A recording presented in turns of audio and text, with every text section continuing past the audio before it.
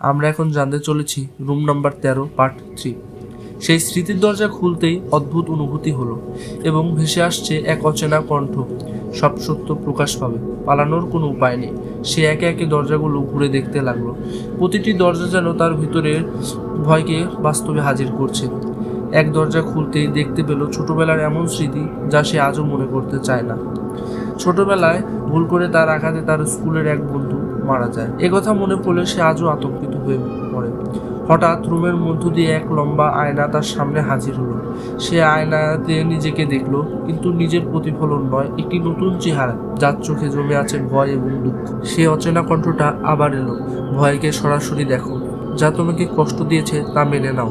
সে ধীরে ধীরে আয়নার দিকে এগোলো। ভয় পেলেও এবার আর সে পালাতে চাইল না। চোখের সামনে আসা সব স্মৃতি, ভুল, দুঃখ, কষ্ট সবকিছু সে গ্রহণ করলো এবং মনে করলো সেই ছেলেটা মারা যাওয়ার পর যতদিন তার বাবা মা বেঁচে ছিল, গোপনে তাদের সব খরচ সে নিজেই চালিয়েছে। হঠাৎ রুমের বাতাস শান্ত হয়ে গেল ও আলো নরম হয়ে গেল। দরজা থেকে খোলার শব্দ এলো। সে বুঝতে পারল হোটেল রুম 13 জাদু তখনই শেষ হয় যখন তুমি নিজের সত্যকে মেনে নাও। সে ধীরে ধীরে রুম থেকে বের হয়ে এলো। সে বারান্দায় দাঁড়ালো। সে বাইরের সূর্য উঠেছে, এক নতুন সকাল হয়েছে।